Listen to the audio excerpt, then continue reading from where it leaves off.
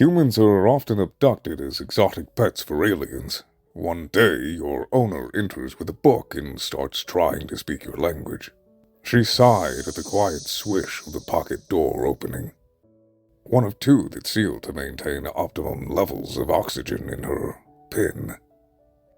It must be feeding time, but it feels too soon from her first. Maybe her captor felt lonely or had found another ridiculous outfit to truss her up in.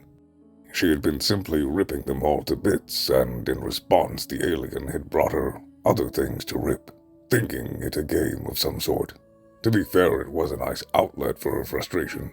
She didn't term as a combination of clicks and whistles that she had come to realize was whatever name they had given her sounded out. She never responded. Even other humans, the few she had met in little playdates like puppies in a park, had told her she was being too volatile, too stubborn and unlikable. She would be put down. Good. Let them. She was above such a lowly position as an alien's pet. The combination of clicks and whistles called cajoling once more as gentle hands cradled her torso. Having learned long ago that she would bite the thing's suckered tentacles, she despised how they clung to her. For all the other humans' warnings and other aliens' displeasure at her tantrums, this one had somehow decided her tenacity was endearing.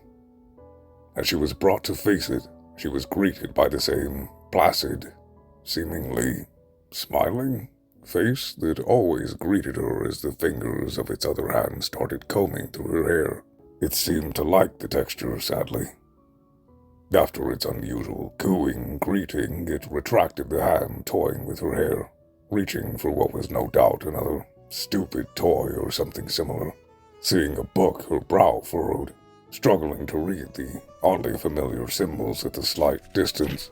How are we doing? Her gaze left the book to look up at the creature that still cradled her in its grasp. Apparently, her attention pleased, yet frustrated it.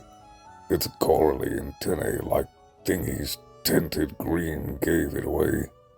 Oh, ow. Its tentacles twitched in the motion they seemed to use, similar to when humans shake their head. How are you? Her head tilted slightly to the side, confounded. How are you? She questioned before thinking better of it. Suddenly, its eye suits narrowed in delight as the antennae tinted bright red. How are you? It repeated quickly as she stared in shock, finally realizing why the book symbols looked familiar. It was English. You can speak English? She asked, only for it to look confused, referencing the book that appeared to be some kind of alien to English dictionary. Soon it placed the book into the grasp of a tentacle as its bony fingers rifled through the pages. Egan. Egan? She murmured, only to realize the creature was struggling not to replace certain sounds with its whistles and sing-song tones. Again?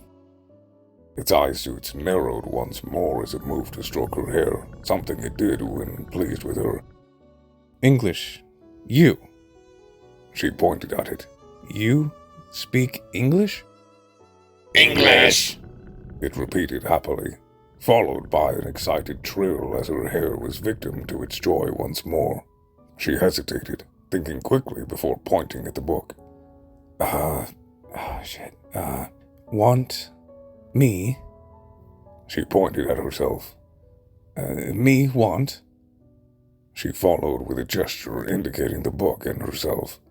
A gentle shake of the tentacles dashed her hopes as it looked at the ripped dress in the corner, horror filling her as she realized she had self-sabotaged. How are you? The familiar question from a foreign mouth had her eyes welling with tears for the first time since the weeks following her capture all that time ago. Sad. She admitted, letting the tears fall freely as she sagged against the hand encircling her, finally admitting what all the real anger and rage truly was. Sad. I'm sad. She wept, sobbing as fingers curled gently around her and stroked her hair whilst the creature cooed in distressed attempts to soothe her. Dead. The basic emotion was reiterated in the desolate little wail of its language, followed by her given name. Dead. Once she had exhausted her tears, she lay limply in its grip, curled up small as it brushed her hair out of her face, though she wasn't sure if it was an attempt to calm her or itself. Hey, me. She barely looked up at it, not understanding at first. Me. Dully, she recognized the likely word. Name? Its eye suits narrowed slightly, though its antennae were still a dejected purple. Me. She watched it for a moment, unsure but found herself longing to hear her name again. Eve. Name. Eve. Eve. Eve. She repeated slowly. Eve. Eve. She finally nodded, thinking it close enough. Eve said. The rest was lost in a confused whistle as it referenced the book. Why? Eve said. Another affirmative. Home. Eve miss home. Home. It rifled through the book again, seeming to find what it wanted, looking sad once more. Not here. Not here. She confirmed sadly, for once not fighting its grasp.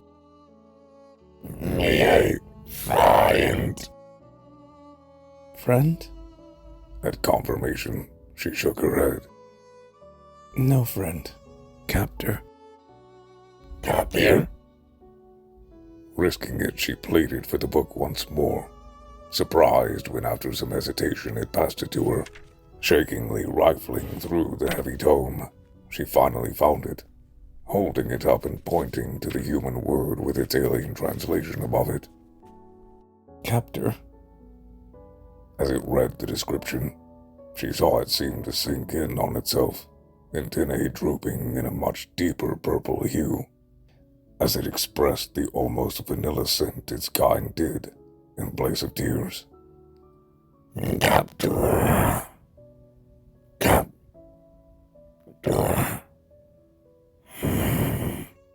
It began to flip across the pages, taking much longer this time. But when it spoke, it gave me the first bit of hope that I had ever had since I was captured. Me.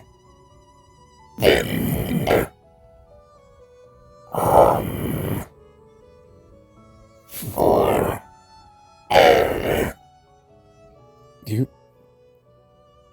You'll find me a new home? What? Me. Find. Eve. Home. From. Take. I couldn't believe it. After all this time, it was the only one that I had known of that seemed to care. Turns out, it actually does.